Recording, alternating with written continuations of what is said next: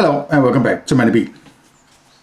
Mr. Johnny Isometric has been writing again, typing comments, and I thank you very much, Johnny, for your long and involved comments, which is nice.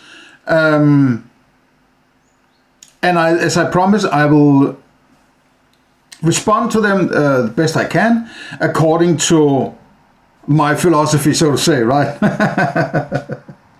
So these comments are from a prior follow-up to the series of videos I did about the scope of my philosophy. I think it was a comment on follow-up 2, so it's not necessarily I remember exactly what part of the video and so on, but you know, let's just take it as it is, right?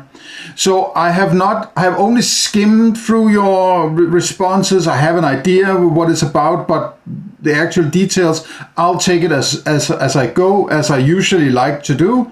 I'm fairly good at reacting directly to something, and it's usually at that time when I really, it's like, I think it's similar to, you know, first impressions last or something like that, right? The first time you hear something, there are deeper connections than second, third, or fourth, and fifth time. So if I read it through and do stuff, the impulses you get might have been lost somehow. So I like to take it directly on, right? And I hope you're okay with that. I guess you have to be. But okay, Johnny writes, I'm sorry if I gave you the wrong impression. I'm not sure if, how could we be sure if you gave me the wrong impression? I know it's you know, niceties, fair enough. Nonetheless, I genuinely appreciated your hilarious imitation of me as a pretentious snob. It's like, I don't want this, no, something like that, right? Good. I love a bit of humor, right? You know that. Okay, so apparently at 1721 I say, so present your philosophy and give me a link to it. Well, this might be maybe a little taken out of context, because my context is that if you start to talk about definitions, you are appealing to a complete philosophy, in my opinion, or you should be. Right? So if you're starting to saying there's something wrong with, or at least I have a different definition, then you're saying I have another philosophy. And it goes all the way back to some foundation and build all the way up to that definition based on those prior philosophies, of which I am presenting the first part in my first 2 presentations on my philosophy here. And if you then say, well, I don't have a philosophy, well then don't lecture me about definitions, mate, right? You have to do the groundwork. You can't stand in the middle of the road and be, you know, right? You have to go back and do it yourself and then come back and say, yeah, you can say that there might be a problem with my definition. There's some inner contradiction, or there's some logical thing in it, or there's a problem with the word, or the term has to mean something else or something like that. There's something about it itself that is problematic. Fine, let me know. But saying, I think you have a different definition than I have, okay, well, get back to me when you have the complete philosophy up until that point. Then we can discuss whether or not you actually have a better definition. If you're not disclosing that philosophy, I don't care that your definition is different, because it's apparently not based on rigid philosophy then. And I'm giving it to you straight. I'm not wrapping anything in nice paper here, right? So, okay.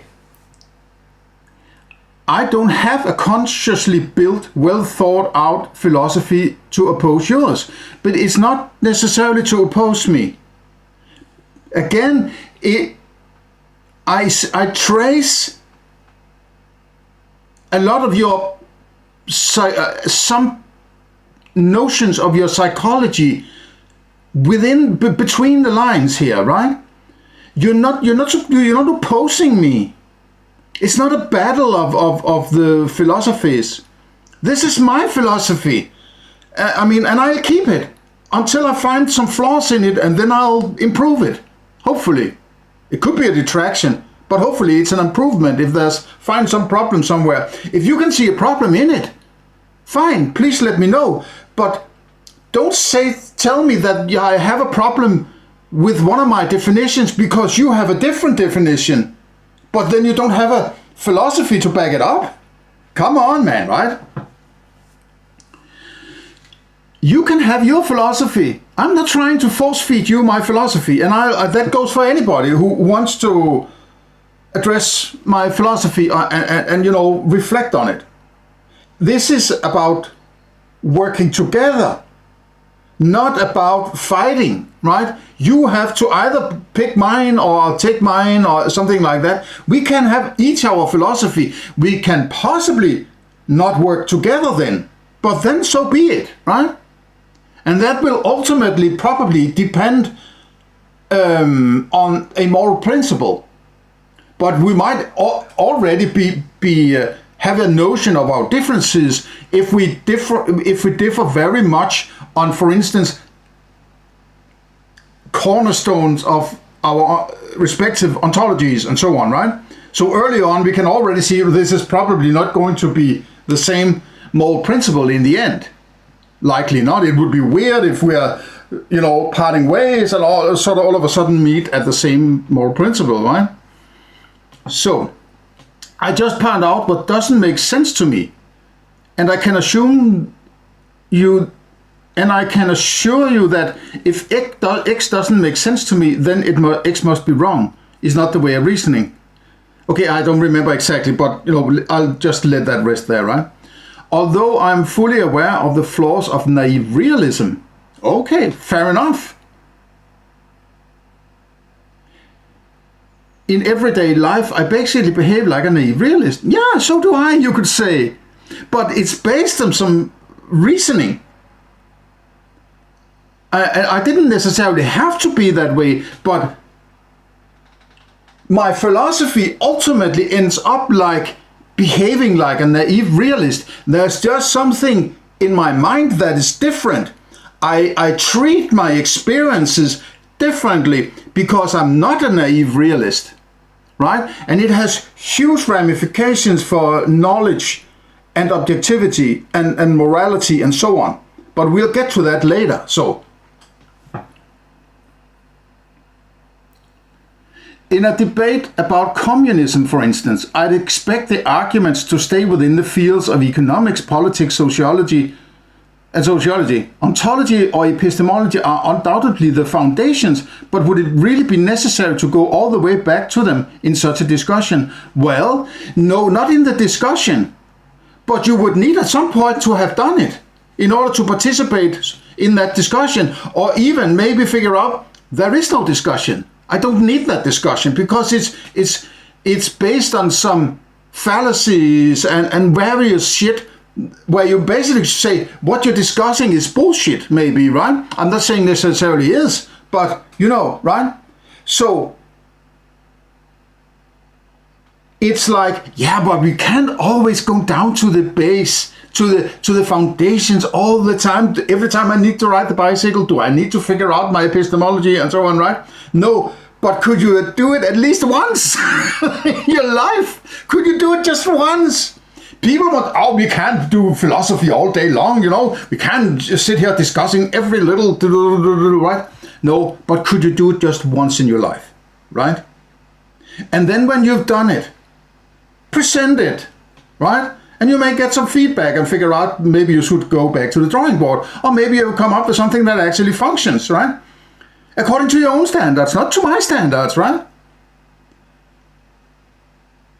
So, if you want to participate in that discussion, you should figure out, okay, what kind of foundation do these people participating in this discussion have?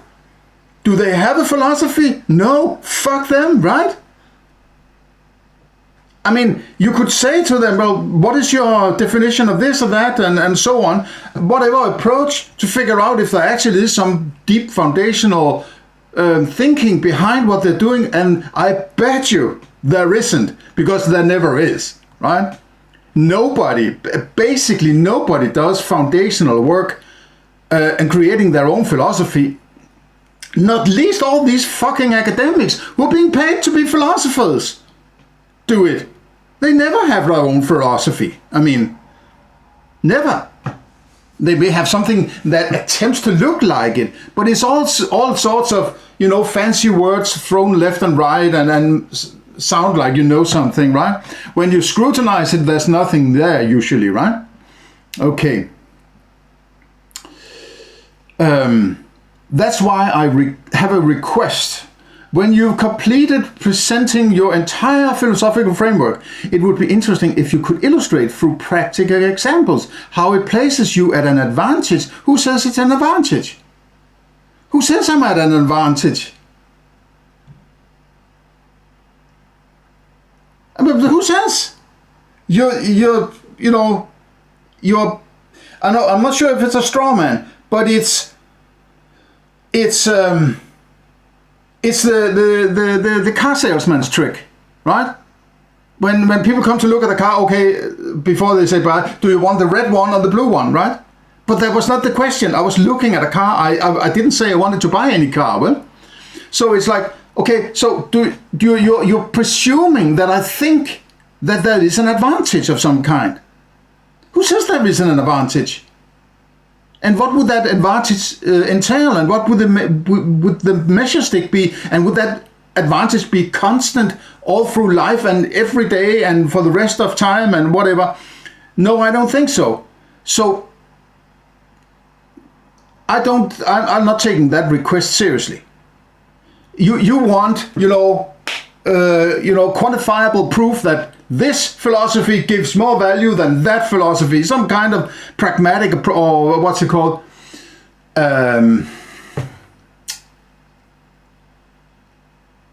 When it's about, there's a whole,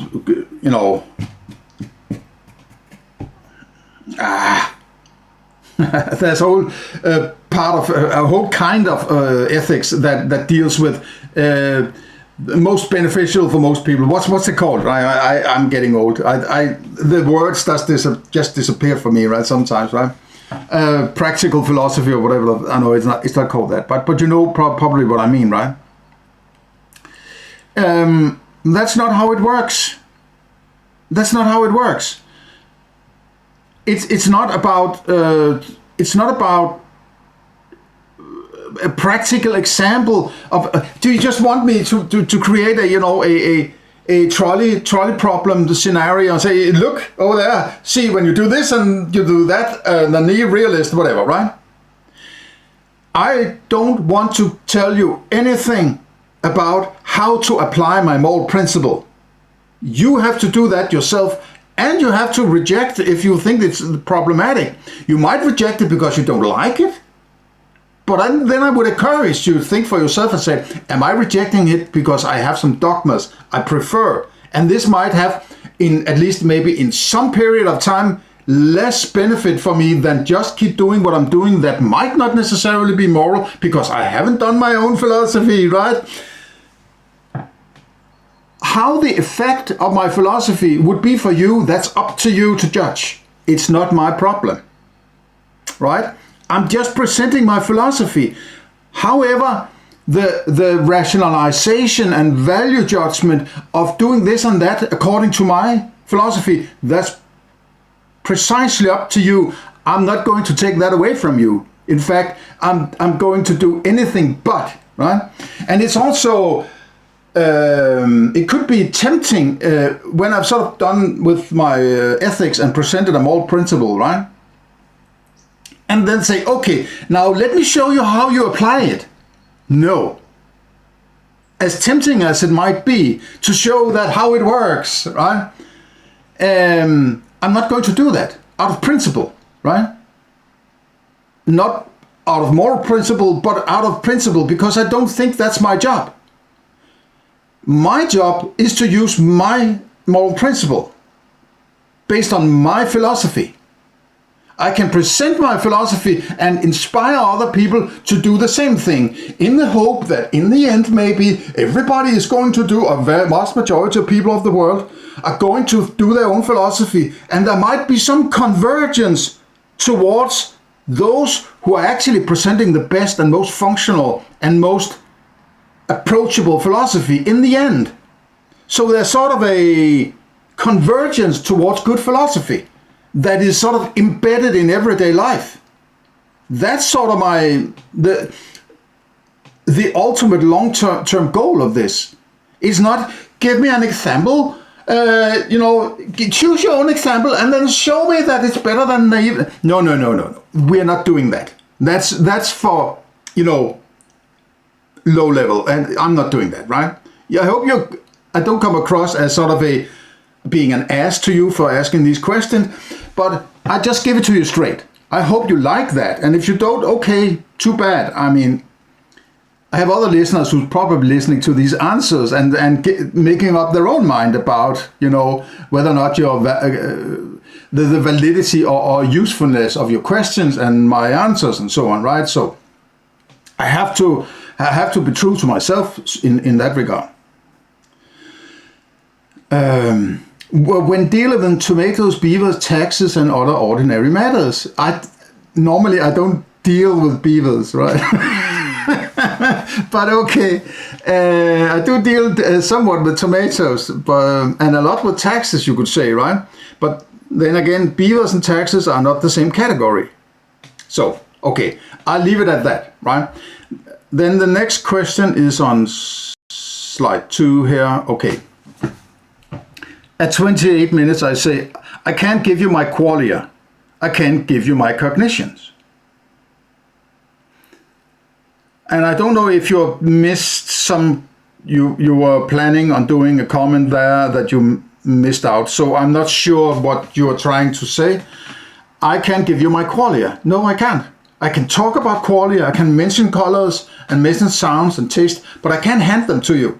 So you can say, okay, I see what you mean now. I'm tasting the same taste of cherries that you just had. I can hand it to you, right? As it goes with my cognitions. But there are some possibilities, right, through language. And we'll get to that when I get to epistemology. Okay, so if that's what you're trying to get at, subjectivity, objectivity thing, okay, so I'll deal with that in the coming chapter. So you can never get to objectivity about pain, right? And that was a rhetorical question, right? Question there, okay.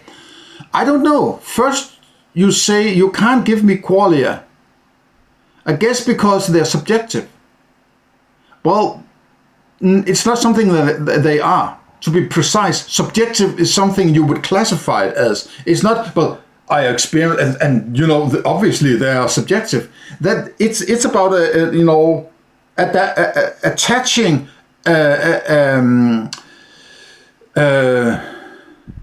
abstraction and a category name to it because of how they are classified, right? Then you say pain can't be a qualia because it's not objective.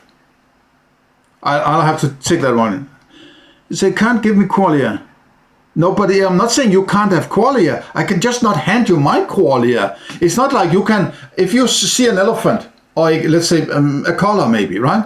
You see a color and then you say, well, do you experience that color? And say, yeah, hang on, let me hand you my color so you can compare your color with my color and say, okay, it's the same color. We can't do that, right? We can express it maybe, but we can never get to the actual comparison. We can compare the expression of it. And if you're satisfied with that, okay, maybe that's close enough for rock and roll. I mean, for what you would call maybe objectivity. But it depends on your philosophy then, right? How high standards does it need to be in order to be classified as objectivity? And that's also one of the things I will get back to later in one of my presentations here.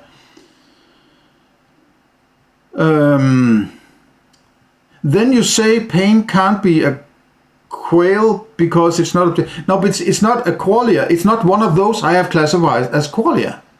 I have you could say it's an experience that has a similarity to colors, but I have just placed it elsewhere because of its subjective nature, as you are mentioning here, right? And I call it subjective because they are, you could say maybe pain is a special category, maybe. It's a special category within, maybe I need to, there might be some parts that I've lumped into class C abstractions that actually needs to be a special category. I'm working on the idea, and maybe pain is one of those. But so far, I don't need to address pain as a part of my philosophy. So in that sense, I leave it here.